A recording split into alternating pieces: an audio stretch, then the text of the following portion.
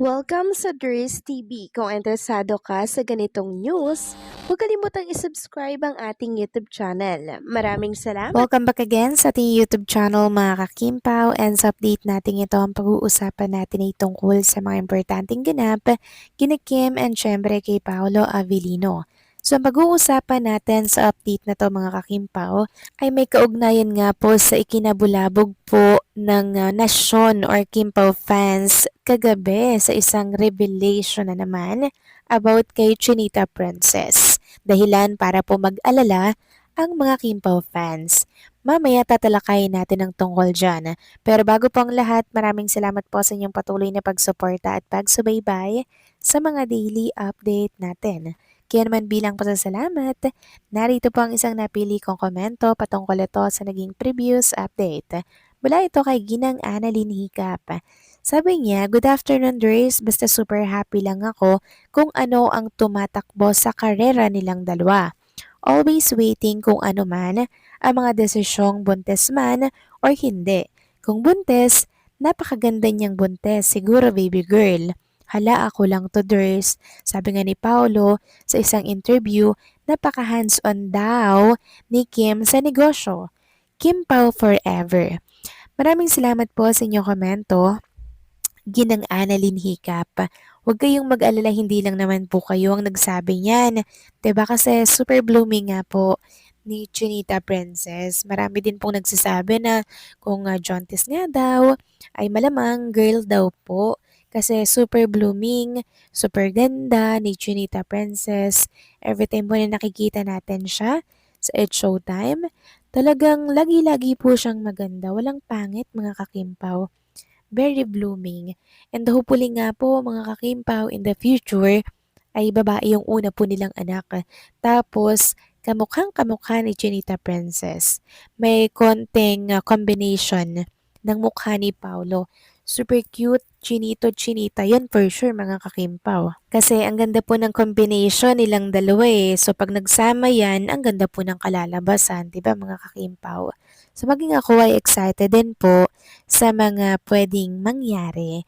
Pero sa ngayon kasi tahimik pa rin si Chinita Princess at hindi po sinasagot at nililinaw ang tungkol dito.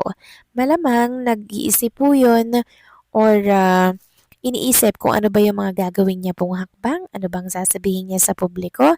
Kasi ang dami talagang nakakapansin mga kakimpaw eh.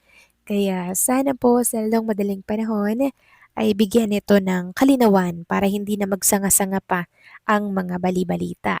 So maraming salamat po sa inyong komento, Ginang Annalyn Hicap. God bless at mabuhay kayo. So eto na nga, pag-usapan na natin mga kakimpa, mga topic na nakalap natin sa update na to. At unahin nating pag-usapan ang tungkol nga dito sa ganap kay Chinta Princess kahapon. So meron tayong nakitang picture ni Kemi na kung saan naka-side view po siya dyan. Ayan po siya mga kakimpaw.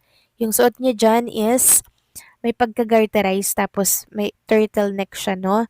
So garterize, hindi natin ma-figure out kung ayan 'no, hindi natin ewan ko ba, tabon kasi mga kakimpaw, eh. So, di natin masabi kung maliit ba or malaki po yung kanyang puson dito dahil talaga namang nakatago po. Sa mga susunod sigurong araw makikita natin yung hugis ulit sa mga next niyang OOTD mga kakimpaw. Kasi naka-monitor po itong tummy ni Chinita Princess sa mga viewers eh. And syempre sa mga Kimpaw fans. Samantalang next topic naman, talakayin naman natin mga kakimpaw, ang tungkol naman po dito sa nabasa po natin sa isang account sa X. Sabi niya, "I wonder if nag-taping or nag-shooting si Kim after showtime. Taping pag teleserye. Shooting ang term kapag movie. I guess shooting unahin yata ang movie before PH scenes ng Kupino." So ito po mga kakimpaw ay nag-ugat nga sa Instagram story ni Junita Princess kagabi na kung saan ang sabi niya nga po doon mga kakimpaw sa kanyang caption, "Survive today's long day from yesterday's long day then. Time to prep for tomorrow long day." So, pansin nyo, long day lahat yung sinabi niya dito. So, meaning talagang puspusan talaga yung paghahanda po nila sa shooting. And syempre, pakatapos po ng It's Showtime kahapon, rekta po siya sa shooting. So, ganyan po si Chinita Princess kapagod kahapon. Kaya naman sobrang nag-alala po ang mga Kim Pao fans kung okay lang daw ba si Chinita Princess dahil mukhang naabutan po siya ng ulan kagabi. So, kung yung mapapansin dyan, sobrang dilim po ng kanyang picture. Parang nasa loob kasi siya ng car. Tapos ano to, yung sandalan po ng driver, 'di ba? Parang 'yan. Tapos ito yung back camera, mga kakimpaw. So, ayan, may TV sila dyan. So, inabot po ng gabi, inabot po ng ulan, sobrang pagod yun kasi simula It's Showtime, mga kakimpaw. Tapos after Showtime, eto, meron pa silang shooting with Paula Avellino para nga po in preparation sa Metro Manila Film Festival. Kaya hindi talaga may aalis sa mga Kimpaw fans na mag-aalala po sila ng sobra kay Chinita Princess. Kasi syempre si Kim Chiu po ay tao yan, 'di ba? Napapagod din po yan mga kakimpaw. Nalulubat nga, 'di ba? Nalulubat.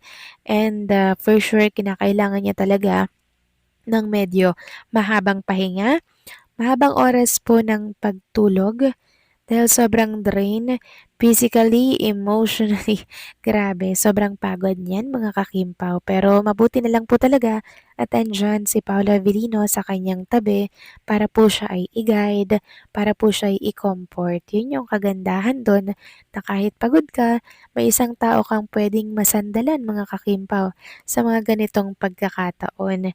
'Di ba hindi yang si Chelita Princess lamang yung kinakaya niya yung mga bagay-bagay. Ngayon, dalawa na po sila ni Paolo at handang makinig si Paolo sa mga problema at sa mga pinagdadaanan po na sitwasyon ni Chinita Princess. Andyan po lagi si Paolo Avellino mga kakimpaw para po sumaklolo, umagapay, and syempre maging guidance. So parang si Kim Chu meron ng lover, meron na ding ama, meron na ding advisor.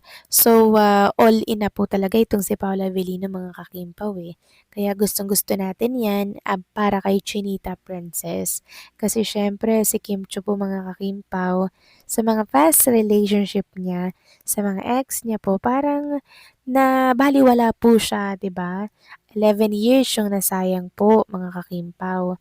Tapos, parang di naman natin makita at maramdaman yung worth ni Chinita Princess bilang isang babae. Pero nung dumating si Paolo, grabe po yung pinakita niya para kay Chinita Princess. At deserve ni Kim Chu na mahalin, 'di ba mga kakimpaw?